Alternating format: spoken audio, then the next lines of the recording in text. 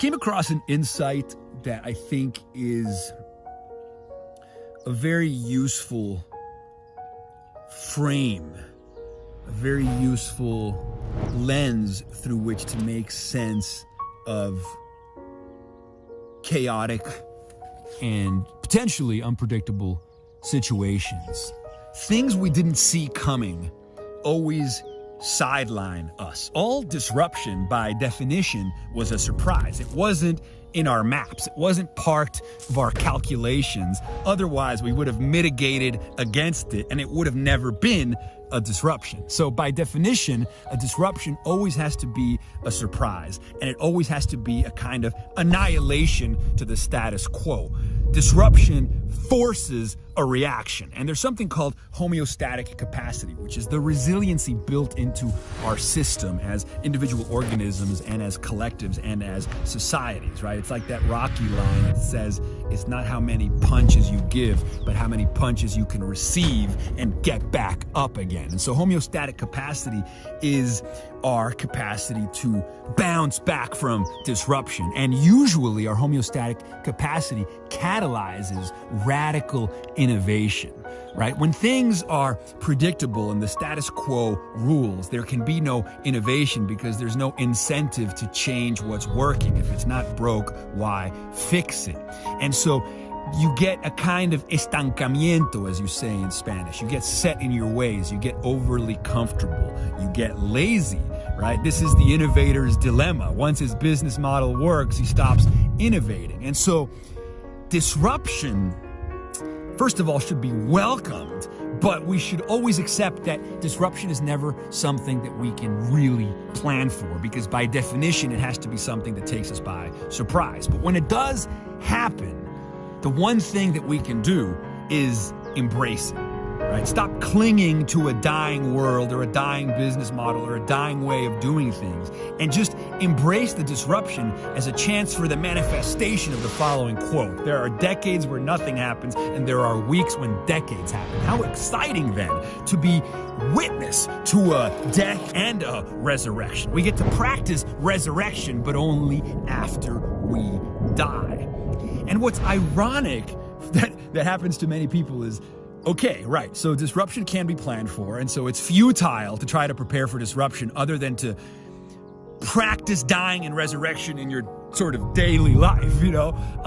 But ironically is that when disruption does strike, when that thing that we didn't see coming does take us by surprise and changes everything, immediately people again start to pretend that they know what's coming, right? Once their maps are pierced, they immediately make new maps about the new situation. So like right now, the world is being disrupted by COVID, and all of a sudden people are saying, oh, this virus is going to be with us forever. Oh, for the next 10 years, people aren't going to travel. Oh, this industry will never be the same again. First of all, people don't know, right? In a rapidly changing world, by definition, there are no maps. There can only be a compass. And this is true because of the following amazing lens that started this reflection: the paradoxical logic of strategy. The reason you can't have a map, the reason you can't have a strategy to deploy is that the system is dynamic, right? For every action, there is an equal and opposing reaction. So you can have a map that tells you where you're going to go, but that map is static and the world is dynamic.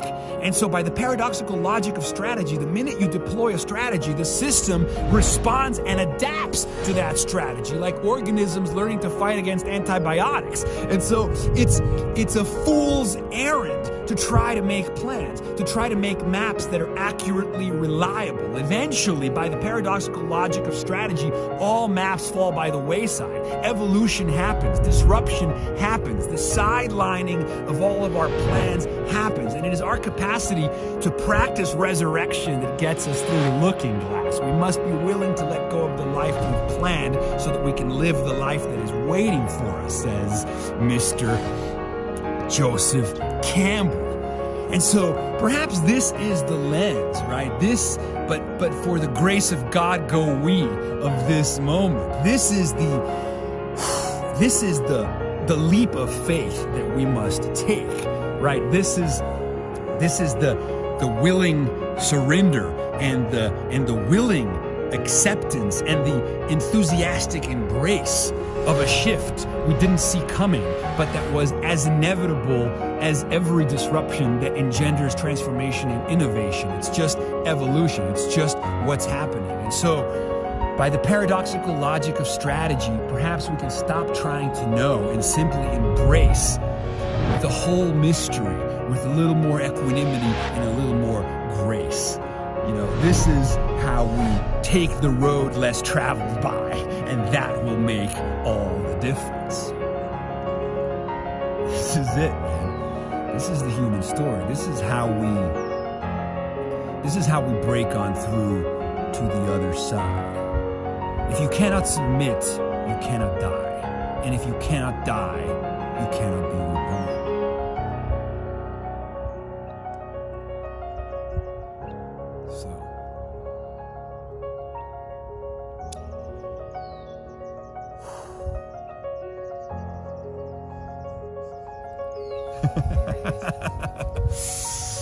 Yeah, sit with that.